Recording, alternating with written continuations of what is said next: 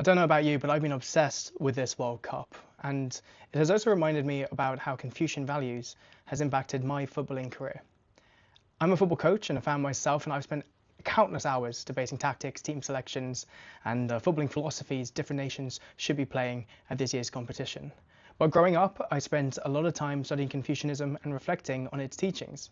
At the same time, like so many children around the country and around the world, I was playing football and dreaming of becoming a professional football player. But as I've grown older, I've realised those two worlds aren't nearly as different as I once thought. Many of the values Confucius spoke about over 2,500 years ago have become the foundation of my coaching philosophy. They've helped my team enjoy record-winning seasons and led me to being named Coach of the Year at Imperial College. Watching the World Cup has reminded me why these values have become the foundation of my coaching philosophy. And I thought I'd share a few of them with you today. The first is leading by example. Confucius said, if one's own conduct is correct, others will follow without being commanded. Leadership isn't just for captains. A striker can lead by pressing from the front, a substitute can lead by preparing properly, and a coach has to lead through their decisions and through their calm demeanour. Every single person in the team has the opportunity to lead, and that's exactly how I try to coach my own team. Every player has a responsibility to lead through their actions, whether that's having the courage to take on a player, play the difficult pass, fulfill their defensive responsibilities and offensive responsibilities, or simply to set the standard through their attitude and work ethic in training.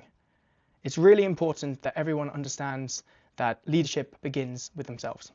The second lesson is to never underestimate the young. Confucius said, the young should be regarded with respect. How do we know that those who come after us will not surpass us? Every World Cup introduces us to a new generation. There was Pelé, Thomas Müller, Kylian Mbappe, of course, and now perhaps Lamine Yamal. I'm sure his time will come in the World Cup at least. He's already won the Euros. But as a coach, I never underestimate my players either. I give them tactical systems, detailed tactical systems, send them long tactical videos before matches and challenge them to think about the game differently. And I have been told that it's asking too much of these young students, but to be honest, I disagree. If I respect their ability to learn and understand, they're far more likely to believe in themselves. And luckily, because of this, we have achieved some amazing results. The third lesson is to never stop learning. Confucius said, never tire of learning and never tire of teaching others.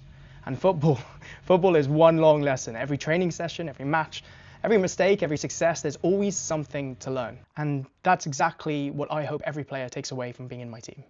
Not just becoming a better footballer, but becoming someone who constantly reflects, learns, and improves in every aspect of life.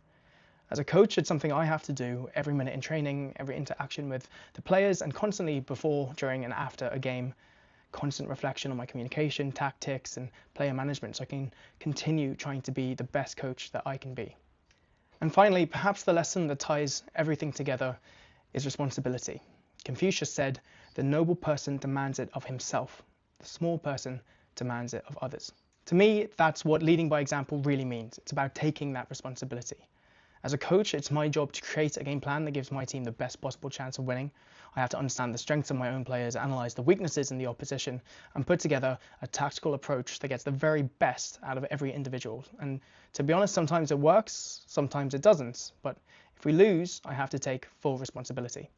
Because that's my job as a coach. In the same way, I ask my players to take responsibility for their role within the team, not to blame a teammate, not to blame the referee or the conditions, but instead to ask themselves, what could I have done better? Did I fulfill the tactics correctly? Because responsibility isn't something to fear, it's something to embrace. It allows us to lead by example, and perhaps that's why I love football so much.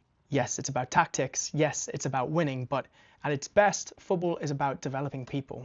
As a coach, winning matches will always matter. I really do love winning, but long after the final whistle, I hope my players remember something even more important: how they won, that they had the courage to lead by example, that they never were afraid to challenge themselves, that they never stopped learning, and that they embraced that responsibility. Because at the end of the day, those values don't just make better footballers, they make better people.